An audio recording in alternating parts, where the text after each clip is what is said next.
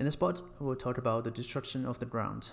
The reason we'll talk about the ground destruction before the glass destruction is that the glass eventually will fall onto the ground. So the final result of the ground destruction acts as a collider for the glass destruction that happens on top.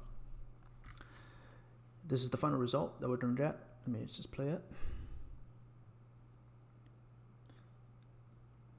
And let me play it together with the metal base ring as rises up from the ground. So that's all.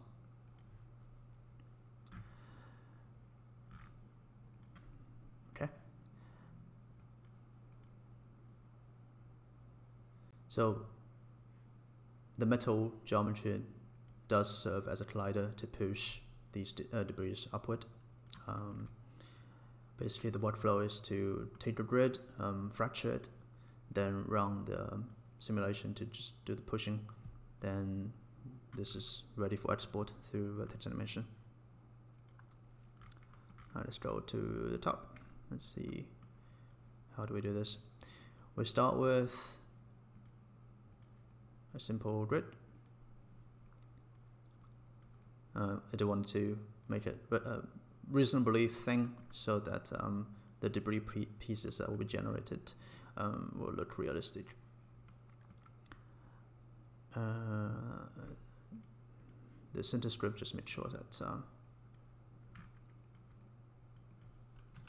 little script to make sure that whatever you do to the size, the top side is aligned to the top.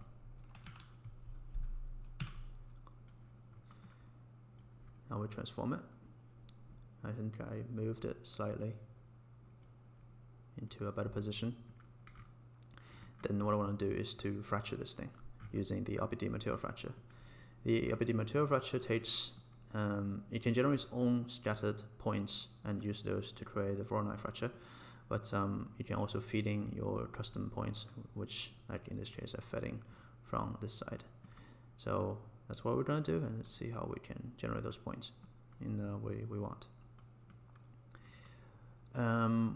I have this object merge here, which brings in the collider geometry, and this is animated. Here I don't want the animated version of it, I just want to time shift it to the frame I want, and kind of overlaps my collider, sorry, overlaps my ground geometry. Then move it slightly, unpack it. I want to unpack it so I can do scattering.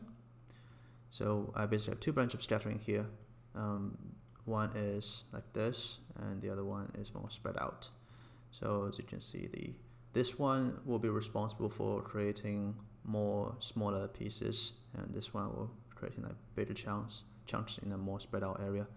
So the goal is to create something looking like this, where there's more breakup immediately surrounding the metal ring where you push it, and further away the pieces are bigger. So this is adding some more natural variations to the debris. One easy thing to do is to make everything too much of the same size. I think if you even judge by my final result, they still look a little bit of the same size-ish. I could have pushed it a bit further, but I think part of the reason is that some of the really small pieces are actually in the center, and we'll talk about like why those pieces are not really included in the final version. You don't see them, but yeah. So in order to create this variation in sizes, you kind of make sure that the points that you're using has variations in the distance they have to the neighbors. The first version of scatter, which is using this as a scatter source, is relatively the same amount of points, just different seed. But this is where it differs a little bit. More jitter here, so this one pushes them apart. This is more closely surrounding the ring. Then I use the point replicate, and this one replicates really tons of new points. And I set the replicate shape to sphere, and you can adjust the uniform scale here as well. The other replicate generates fewer points, but more spread out. merge them. The total number of points is too many, so I use the random selection to basically keep 60% of the points randomly and delete the rest of it. Then I use the array set by minimum distance and rate against this geometry essentially.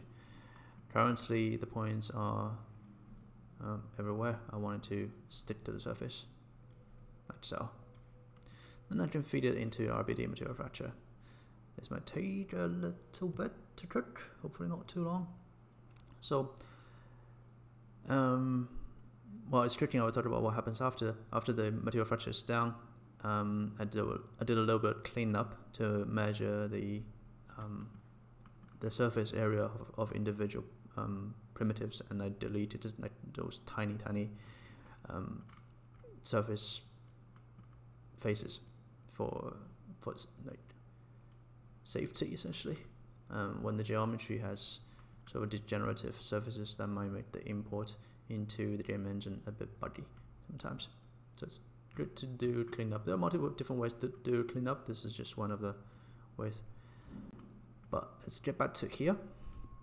So I only set like one level of fracture. I think by default it's 2. And here is the control of the automated scattered points.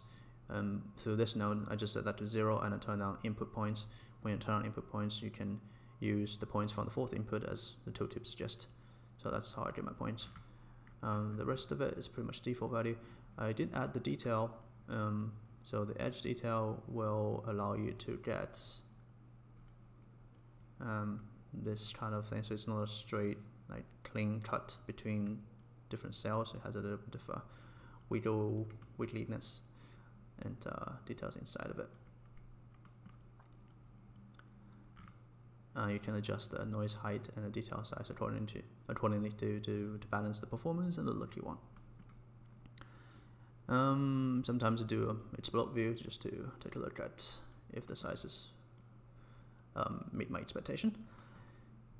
These ones, I'm not really concerned about them because I'm gonna delete them anyway.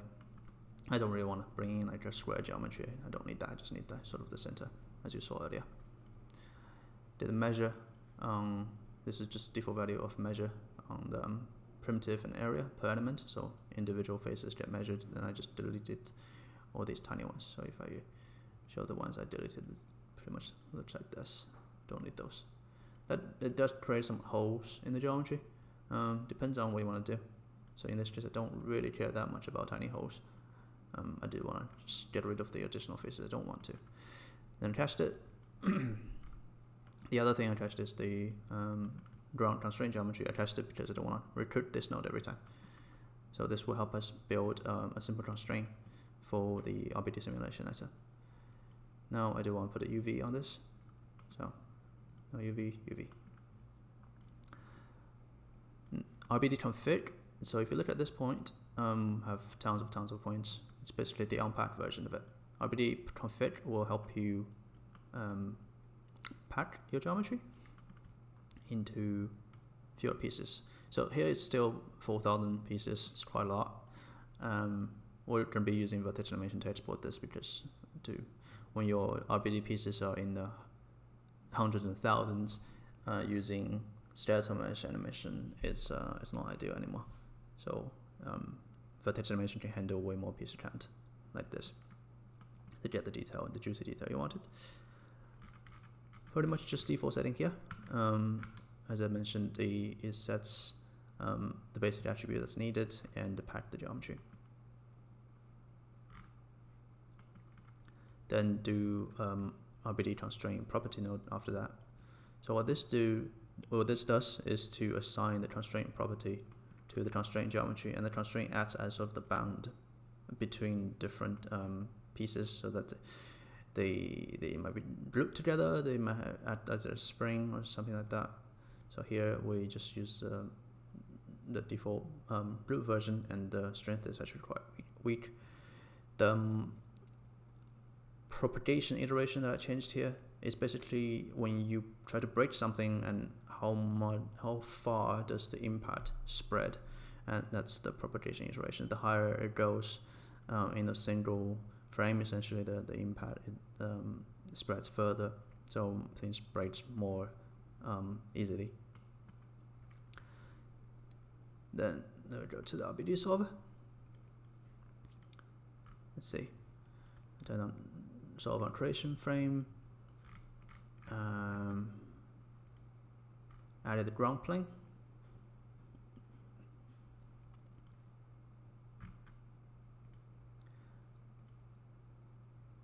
I can visualize this is my ground plane. I added ground plane below it because I don't want the pieces to like fall through. In the advanced section, I do want to get the kind of attribute I want exported. So some of these attributes don't export by default, so we can go to advanced and include the attribute you want here. The most important ones are the W, the angular velocity, orient, and pivot. These three are important for the vertex animation export. Age is just the current one. I think I included it for some reason. Now, ground sim, and that's the baked animation. Cached it. Caching is good for exporting through vertex animation because if you don't cache it, you might trigger the Rbd Solver to recurve while you are doing your export. There's no need to recurve all that stuff and all the stuff above it. Oh, forgot one thing. The collider. So here I have a collision geometry. That's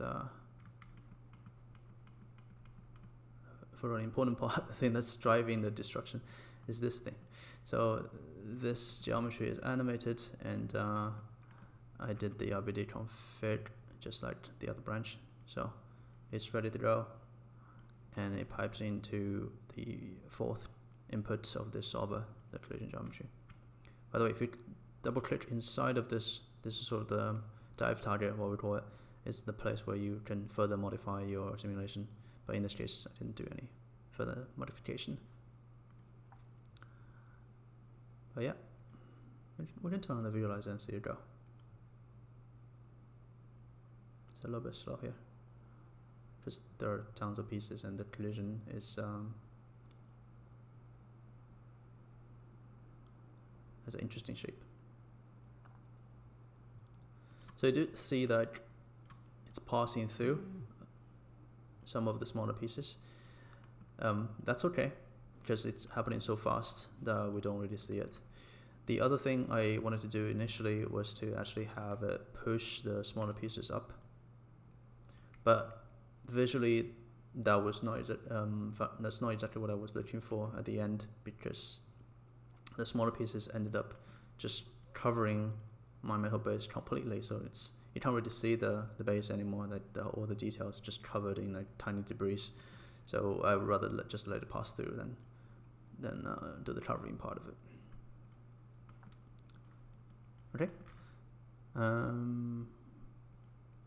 Then I manually sort of just went to the top down and click on this thing, so you can select pieces that you want to delete. Here, I changed the animation frame a little bit, just shifted the time frame slightly. Then I removed the pieces at the bottom that you're never going to see them. So you can do that through, when you do the selection here, you can turn on the eye. So then you will only select visible geometries. Then if you do the orthographic selection from the bottom, you'll be able to select all these pieces. So they get thrown away. And this is ready for export for the vertex animation. I will talk about the vertex animation exports in the glass section, because it's pretty much the same workflow, but the glass section is a bit more interesting. So we'll talk about using glass. The other thing that I need to prepare is the ground collider. This is not animated, just a single frame, because I have time shift here just to the final frame I wanted, and the base. So this will serve as a collider for the glass, and the glass will just fall on top of these. That's the end of this section.